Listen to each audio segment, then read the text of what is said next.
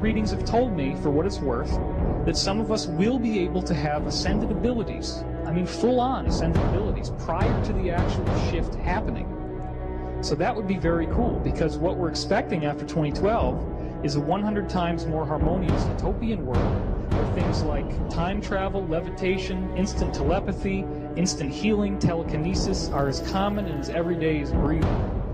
What is at stake is more than one small country. It is a big idea, a new world order, where diverse nations are drawn together in common cause to achieve the universal aspirations of mankind: peace and security, freedom, and the rule of law.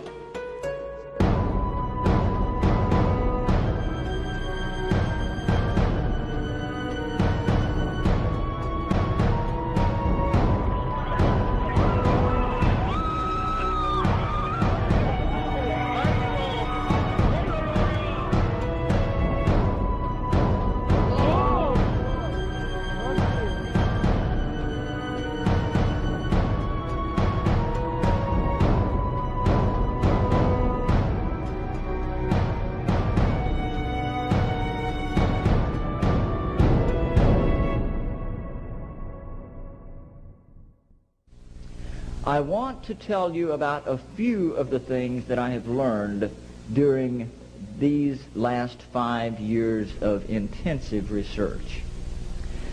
Perhaps the most startling thing that I can share with you is that all of the conspiracy theories that you've ever heard about one world government, about the UN takeover of the world, all of those conspiracies have now been laid to rest. There's nothing conspiratorial about it. It's all published. The UN-funded Commission on Global Governance began meeting in 1992 in earnest and met for 4 years, and last fall released their final report. It is entitled Our Global Neighborhood. If the Bible is simply a book of myths, fairy tales, and stories, then it is disturbingly accurate in describing what we see unfolding in our current world climate. In my personal journey, I've come to the conclusion that the biblical worldview best explains the origin of evil and its many symptoms to mankind. It explains human suffering and the inescapable reality of death and decay that we experience in this world. But most importantly, it reveals why mankind has used deception as its most powerful and reliable instrument to carry out the plan set in motion by an ancient hate.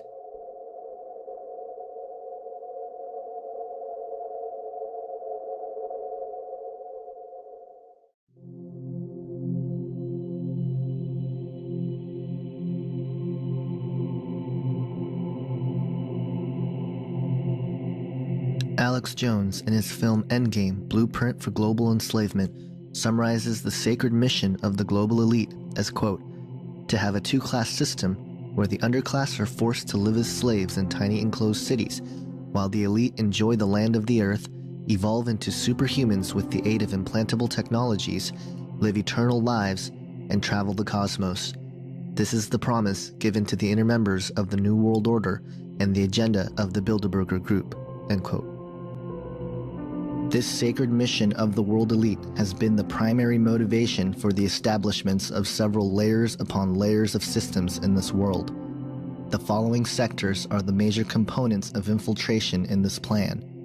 They include the political, economic, military, scientific, educational, technological, and social facets, with the spiritual ideologies being the main ingredient guiding this massive deception.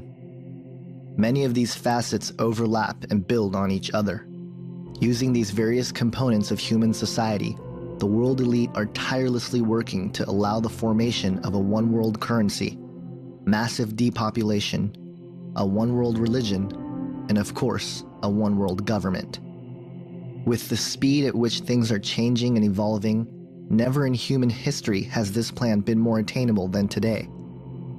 But as I sorted through the many tentacles of this plan, I found that not only are we, the people of the world, victims, but the people who promote and continue to instigate the New World Order and the promise of a new age are perhaps the most deceived and are the ultimate victims. The idea of what the ultimate goal for the New World Order is something that bothered me a lot in my early and really a lot of my research for what the New World Order was, as I was learning things like, the stuff in the food and the water and all the stuff that you learn, the genocide and the planned population reduction and the mind control and all the stuff that was going on. What did it all mean? What was it leading up to? The control grid, the cameras and the one world government and the one world economy and all this stuff. What did it mean? Because the thing that got me is what happens if they get it? What happens if they finally control everybody? It's a total lockdown, New World Order, 1984, Brave New World, whatever. It actually is that system. What then? Is it all going to just end and everybody sits back and they drink lemonade and say, hey, we did it, guys? But then the connection to Satanism is really what started to pique my interest early on, and that they were theistic, Satanists. They really did believe that Satan was God, and they actively worshipped him and received instructions from the spirit world. That was what tripped me out, and to see that network and every door that was kicked down, investigation led to somewhere some Satanistic connection. So the answer to what the ultimate goal and the question of who or what do I believe is behind it is the same. That is the Antichrist. The system is being built around us, the control grid, the economy, everything is being built to force everyone to worship the Antichrist. That is what this is all about. That's what makes everything make sense. It's the one component that makes everything make sense.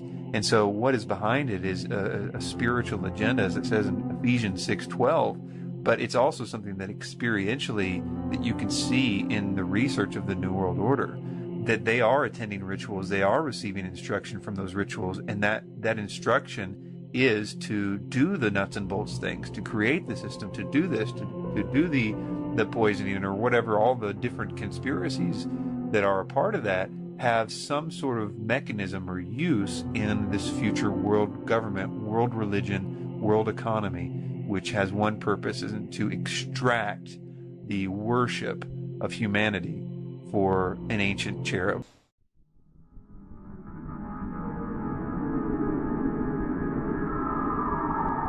To understand the biblical worldview of the New World Order, we must first look at the fall of mankind as recorded in Genesis 3. This chapter reveals the origin of the plan, who's behind it, and where it's going. No other ancient text reveals so much about the nature of evil and its methods than the Bible, and this is where it all begins. We all know the story. Adam and Eve were created by God in the Garden of Eden. God's creation was good, and mankind was very good. God had one commandment for Adam and Eve to follow. A serpent came and tempted Eve to eat from the tree of knowledge of good and evil. This is where it all begins. Prior to this point, mankind was not susceptible to death, but Satan had other plans. The first lie ever recorded in human history comes from the mouth of Satan himself.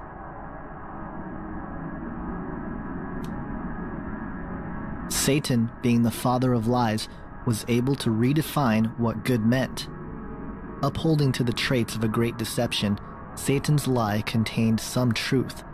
But to understand how this lie has permeated throughout history and is being used to create the New World Order, we must break down this passage. Satan knew that when they ate of the fruit of this tree, that mankind would be subject to death. This lie is the foundation for New Age ideas like reincarnation. It is the idea that even though we may physically die, there is no heaven or hell, but instead we return with another opportunity to attain enlightenment.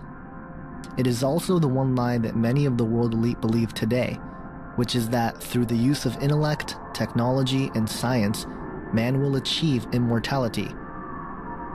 This will become more obvious as we look into the sacred promise or ancient hope held close to those who are at work for the New World Order. Satan was implying here that secret knowledge and wisdom will be available to them. This is the main proponent behind the nature of secrecy which all secret societies possess. It is the idea that unattainable information will be partitioned to those who submit to the request of the one who holds the knowledge.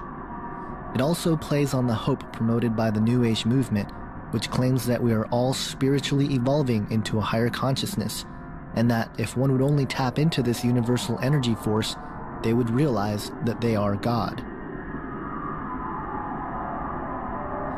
The New World Order and its components, secret societies, New Age movement, transhumanist movement, and even the alien agenda in many ways is predicated on this one lie.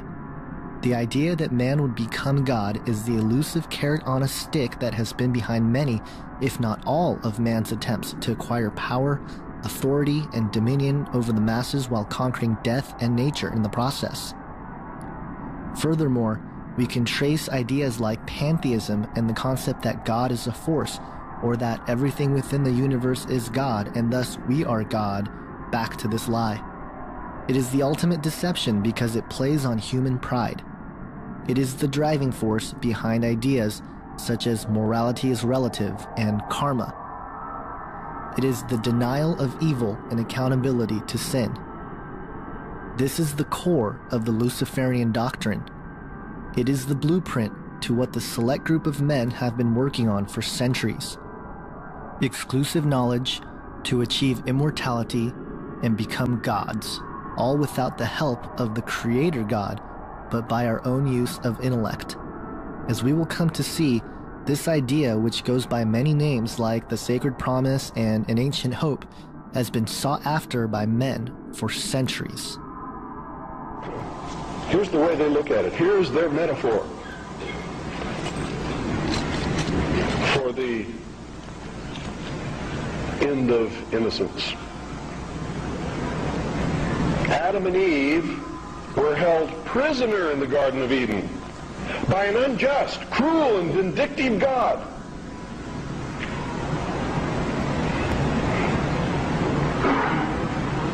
Until Lucifer, through his agent Satan, set man free from this garden by giving him the gift of intellect. Through the use of intellect, man will conquer the earth, will conquer nature, and will himself become God. It's taught in every Masonic temple in this land. Every secret brotherhood, every secret society, every mystical temple, every occult organization teaches the Luciferian philosophy.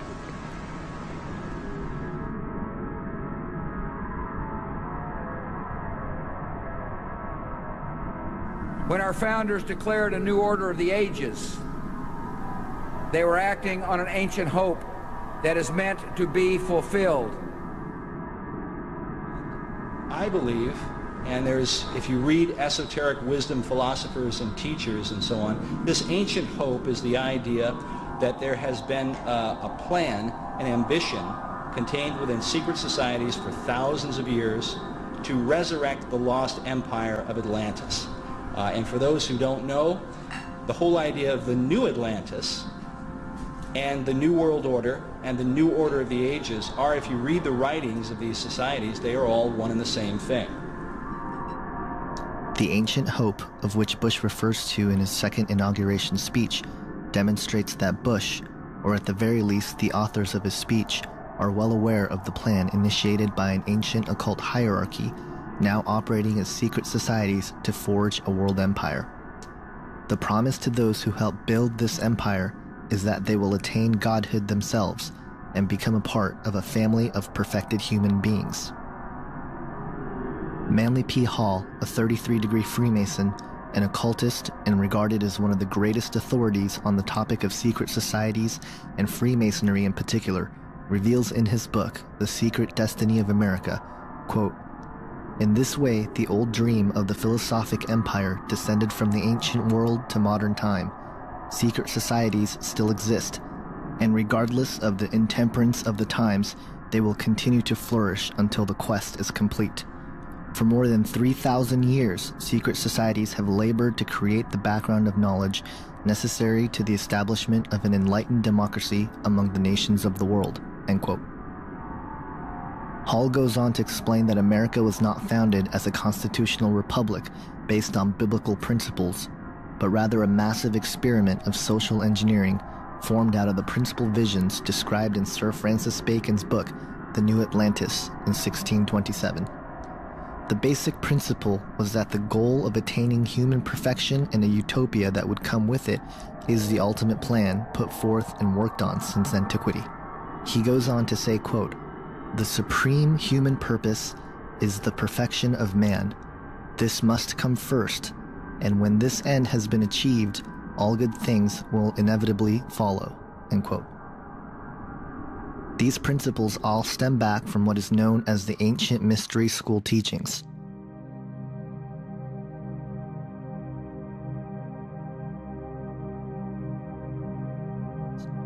The ancient mystery school teachings is an esoteric, spiritual wisdom and philosophy passed down by the initiated elite for centuries.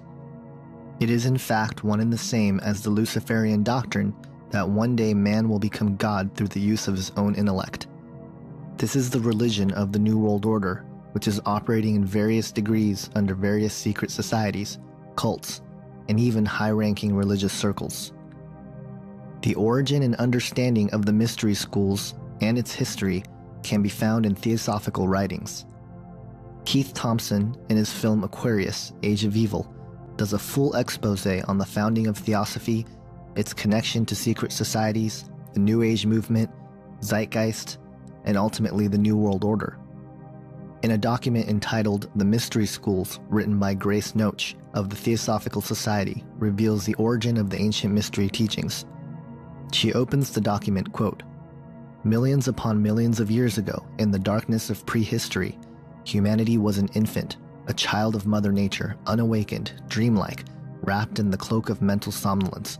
Recognition of egoity slept, instinctual consciousness alone was active. Like a stream of brilliance across the horizon of time, divine beings, Manasatputras, sons of mind, descended among the sleeping humans, and with the flame of intellectual solar fire lighted the wick of latent mind, and lo, the thinker stirred.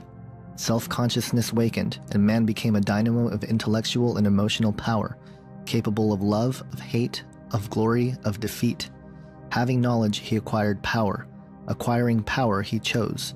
Choosing, he fashioned the fabric of his future, and the perception of this ran like wine through his veins." End quote. She goes on to explain the Atlantean connection as, quote, "Time marched on and the race waxed lustily in power.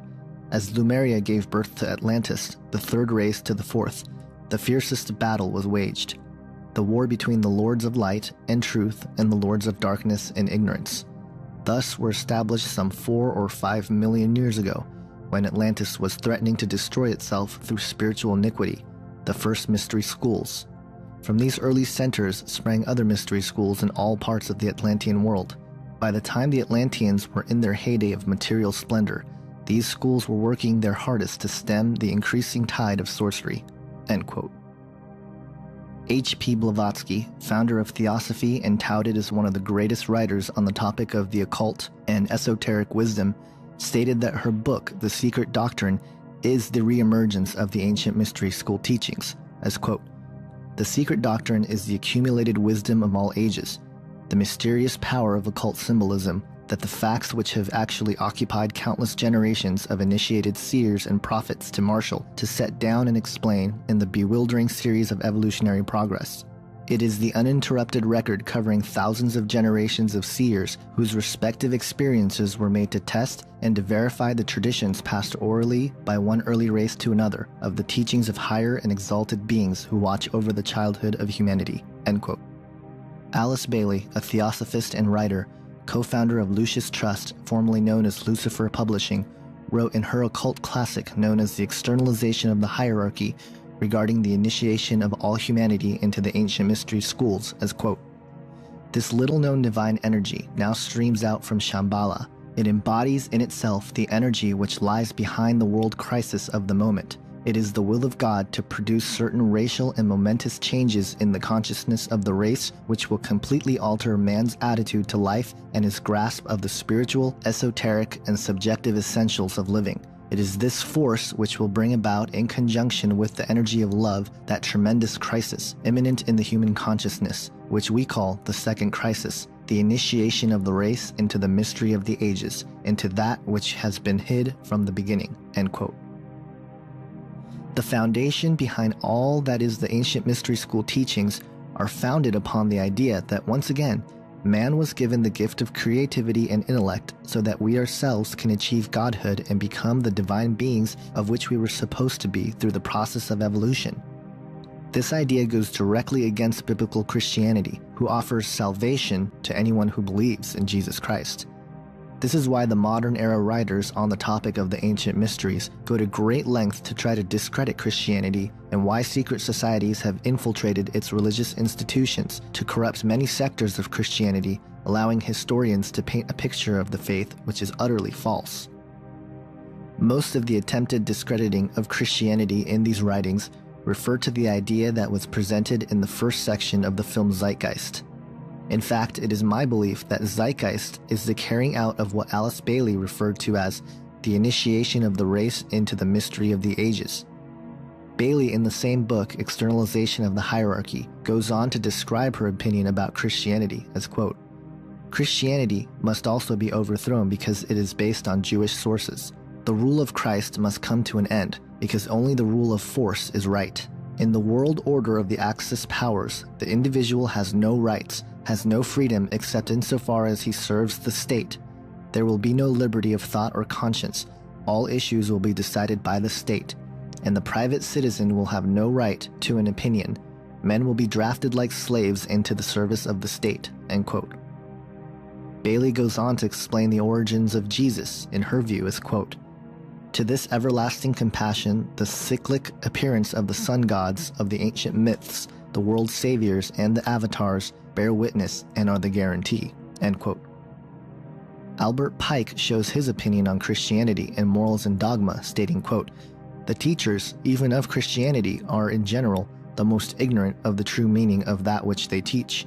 There is no book of which so little is known as the Bible. To most who read it, it is as incomprehensible as the Zohar," end quote.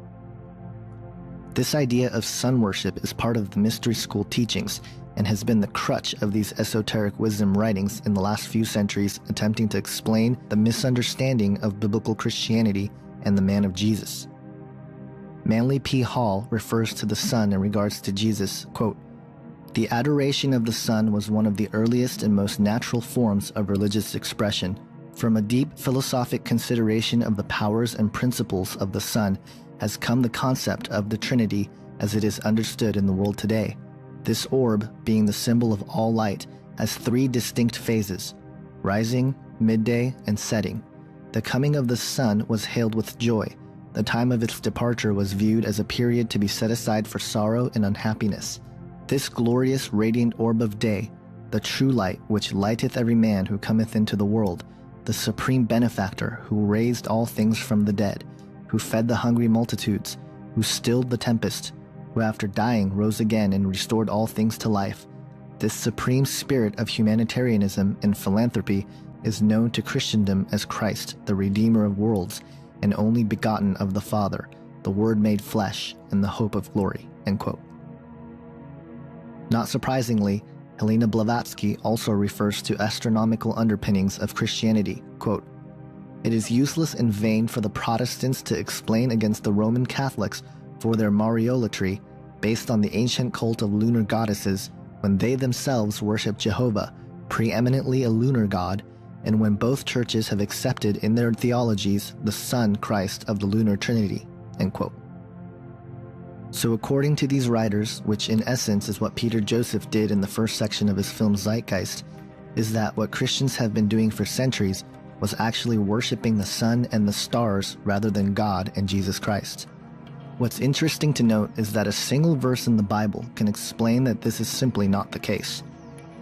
In 2 Kings 23:5, it states, quote, "He did away with the pagan priests appointed by the kings of Judah to burn incense on the high places of the towns of Judah and on those around Jerusalem, those who burned incense to Baal, to the sun and moon, to the constellations, and to all the starry hosts." End quote.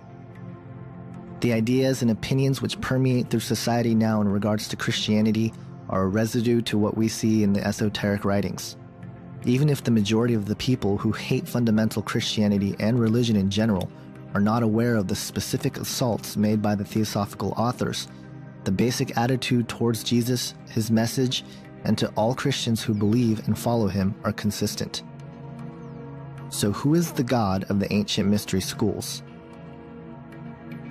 The Theosophical Society is Luciferianism at its core. It is openly satanic in the case of Blavatsky, certainly Luciferianism in the case of Alice Bailey. They are exalting Lucifer. He is the God of this world, the planetary logos. He is the voice of God in the Bible, according to Alice Bailey. Lucifer is God, and I think that the New World Order philosophy and how that connects is clearly tied to Luciferianism, the exaltation of Lucifer as God, even if the lower levels of globalization in the New World Order only view that in terms of a principle. For example, the ideas of Prometheus and the light bearer and the torch and all these kinds of things, that the Garden of Eden, thing was a good thing, that knowledge was given to us and by a great and awesome being, even if they only view it as sort of allegory. That idea is Luciferianism, the exaltation of Lucifer in the Bible as a good thing, even if they don't completely view him as God. So Luciferianism is the core of theosophical philosophy, and it's also the core of the New World Order, which again makes perfect sense to the overall thesis here, that what they're doing is building up a platform to worship him.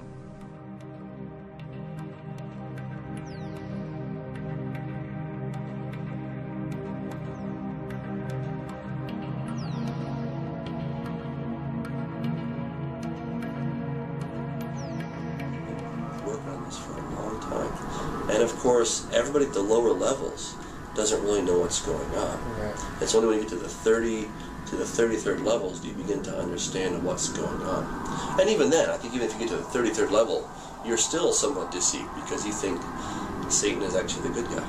Right. So even the guys that know everything, so to speak, are still in the dark because Satan hasn't told them his true intentions, which is he doesn't care for anybody except himself. Ever since man realized that through special and exclusive knowledge comes power and the ability to rule over others, the ancient mystery teachings and the members who have access to this knowledge have been working in secrecy, which yields power and authority over the masses who have no idea that they are born into a highly organized, systematic society being steered towards the fulfillment of their plan. Many have been blind victims helping continue the cycle of secrecy and deception while believing that they too were going to gain access to this knowledge. Suffer. What is your problem? Just that, sir. Okay. I'm a Christian, sir. I'm pure and virtuous and wholesome and innocent. How can you say anything bad about me? Sir, you need to be born again. I am born again. Now, did you just say that you were Lucifer? I am Lucifer. Okay, define Lucifer for me. Pure, virtuous, wholesome, innocent individual that's out to help people. Lucifer is? Yeah. Say that again. Lucifer is a pure, holy... Virtuous. Virtuous. Now, is he the Lucifer that God created?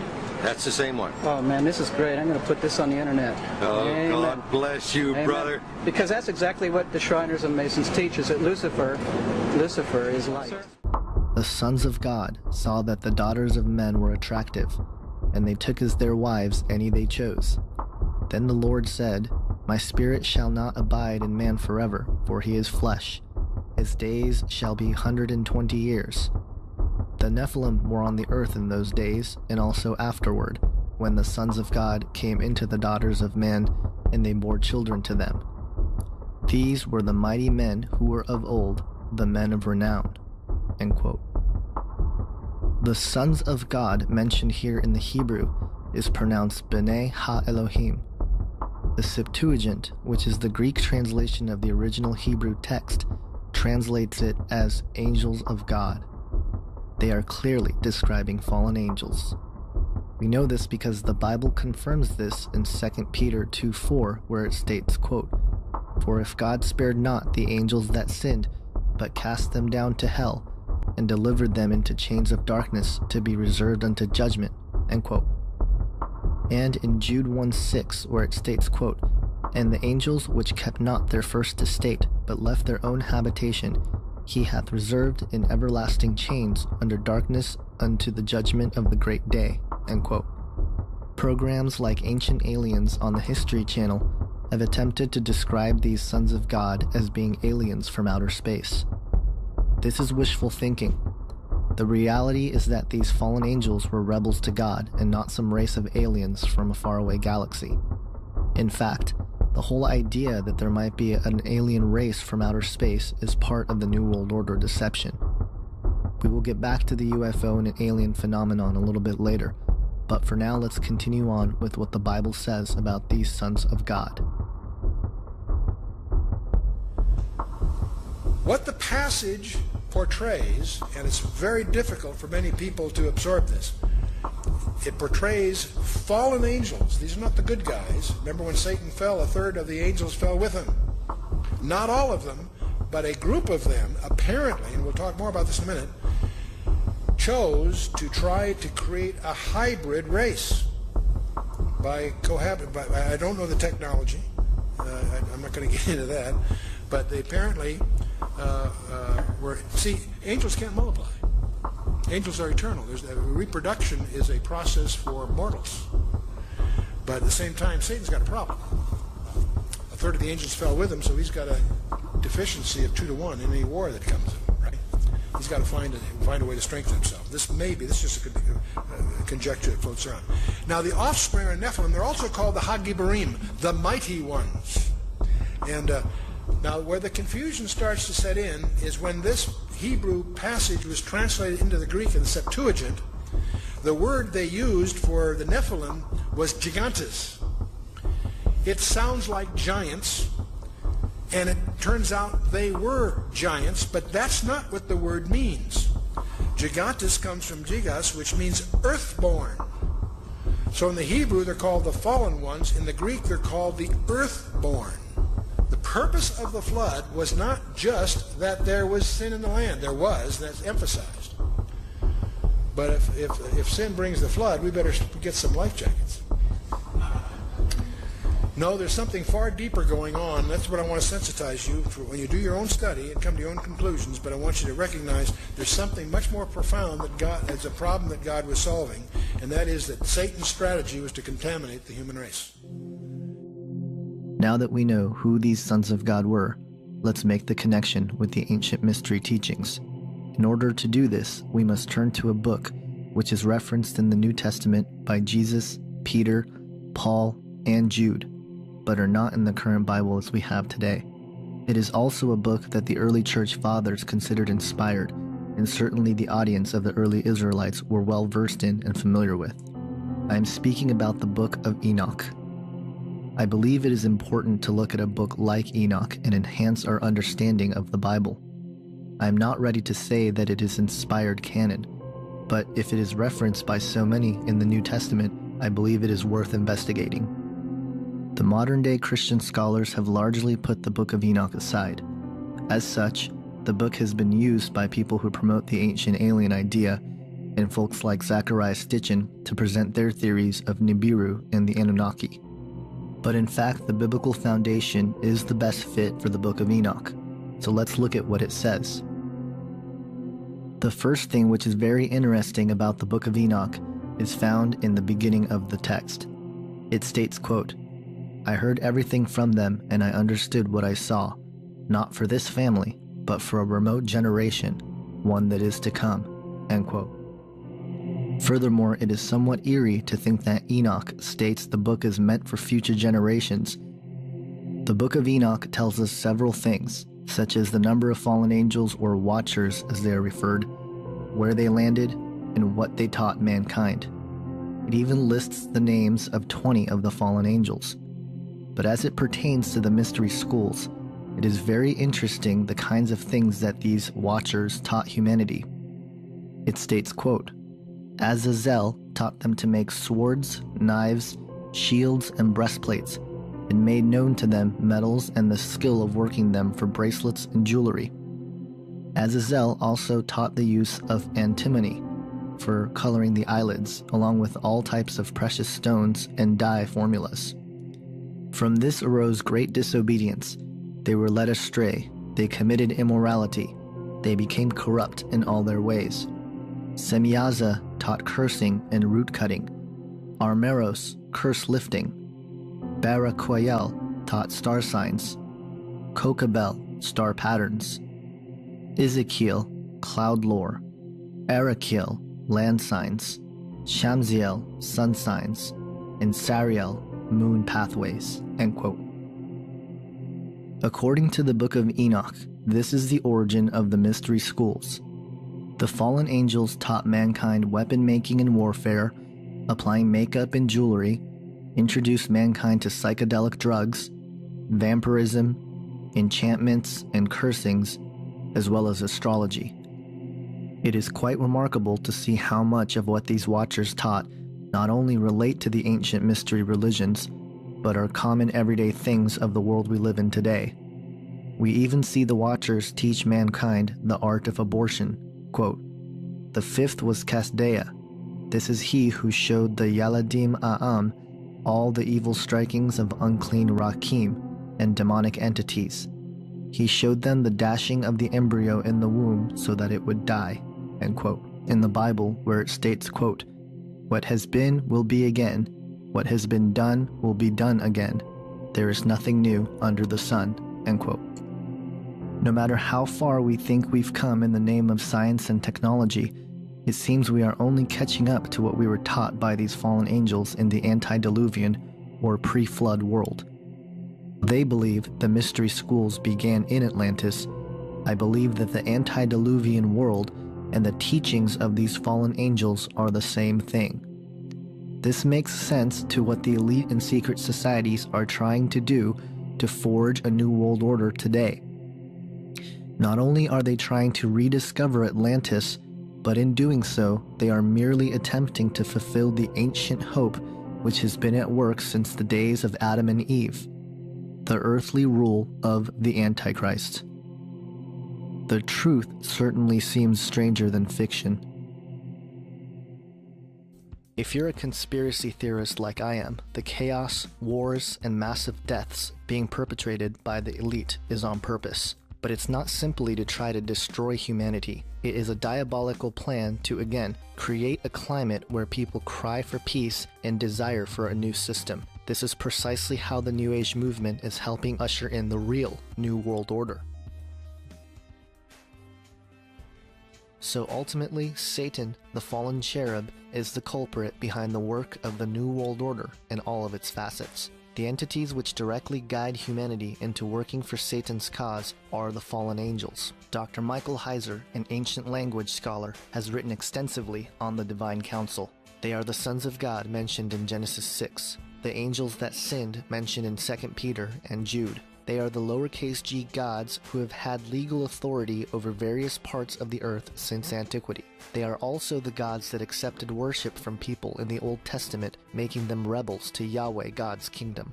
It is my firm belief that they are the aliens, ascended masters, and other spiritual entities deceiving mankind into creating Satan's kingdom on earth. Whether they manifest with bodies or are simply spiritual beings, I don't know. But the reality is that I don't think anyone would willingly work for Satan if they knew what they were getting themselves into. And thus we live in an age of deceit. You need to understand that there are these divine beings out there that were part of the heavenly council that are extremely powerful, and that some of these beings have fallen. Because what that psalm is talking about, if you read the whole Psalm 82, is that they are oppressing the poor. They are not judging rightly among the poor. Yahweh gave these celestial beings authority over certain parts of humanity, and they were abusing their people. They were allowing the poor to be victimized. And so he's saying unto them that, you know, even though thou art gods, you will fall like the princes and die like men. And again, the wages of sin is what? Death. So even these beings can die. I think in conclusion, I'd like to appeal to those people that have been researching this for any length of time, specifically long periods of time, maybe even years. To you, I don't think this is going to require a lot of convincing. I think that subconsciously you know that a lot of what was said here is true. I think that you have seen over the years a lot of conclusions about what the New World Order is and what their motives are, and I know that you know that it doesn't really explain all the loose ends and tie them all up. I think that you know, after kicking down so many doors in New World Order research and seeing those that truly expose the New World Order, this theme, that it is in fact theistic Satanism behind those doors. I know that you've seen that. You've seen that they are high-level occultists that really run this show than that are in the shadows. And that even those front men at the very tops are only front men, and that the real movers and shakers are those that hold very dedicated beliefs about the worship of Satan. So we even have this idea that that somehow doesn't apply. We have a phrase that we'll say, which is, it doesn't matter what you believe, the fact is that they believe it, which sort of means, yeah, sure, they're all occultists at the top, but it doesn't really matter. They're just sort of deluded. And I think that's a very dangerous position, because if you actually are saying there that it doesn't matter, it's not actually true, there isn't really a Satan and there isn't really a power that they're serving, then we should just, again, think that this scenario has something to do with whatever we make it out to be. It certainly can't be about a cosmic war of good and evil, because we've already decided that that can't be true. Yet at the same time, we're pointing out that these people are knowingly worshiping Satan, which is something that the Bible has said has gone on from the very beginning. The kings and queens of all the old systems were always sacrificing their children to various gods and Moloch and these types of things. And they are still doing it today and are gaining power from it. The problem with believing that is it makes too much sense that all of this energy with the New Age preachers and teachers and truth movement icons and gurus are doing mainly two things. One, they're promoting this idea of a New Age coming in which you're going to be God and you're going to be evolved and all the obvious stuff that's preparing you for the system of the Antichrist. And the other part of that is they're telling you that Jesus isn't good, you shouldn't pay attention to him, or at least they're trying to misdirect you, tell him he's just this other guy, he's not really who the Bible says he is, or they're trying to discredit the Bible. There's only two things that these guys are doing. They're telling you and preparing you for the new system that you're going to think is your utopia. And then they're telling you to not pay any attention to the man that the Bible said would crush the one that these people at the top are worshiping. Does anybody see a problem with that? That we have been told what to think about the Bible and Jesus Christ by Satanists. The problem here is that what we have been told and what we've been prepared to believe is all what we would choose to believe. It's all very seductive. They're telling you that you can be as God. They're telling you that there is no real accountability for your actions, that anything that you want to do is good and normal and should be praised. These ideas are very difficult to resist. Truth really is irrelevant at that point, because we will fight to defend those ideas, regardless of if they are true or not. And that's why there's so many conflicting quote-unquote truths in the New Age and in the truth movement. You know, that's why the first thing that you're taught in the truth movement is that truth is relative. Oh, it doesn't matter, your truth is just as good as my truth, and we'll fight to defend this completely erroneous idea. I've got news for you. It doesn't matter what way the universe operates. The fact is that it does operate one particular way. Cause and effect in a closed system. We are dealing with absolute truth. Maybe yours, maybe mine, but it is absolute, and it is one. We should be concerned about looking for the truth. And I suggest to all you researchers out there that you already have enough evidence to know that Jesus Christ is who he says that he is. You owe it to yourself to figure out more about him the way the Bible says that he is. Not the way that the New World Order says that he is, but the way the Bible says that he is. The Bible has been continually discredited. You're told not to listen to it. You're told not to pay attention to it. They do everything under the sun to keep you from it. They always have. So why don't you just realize that and take the time and figure out Who is Jesus according to the Bible?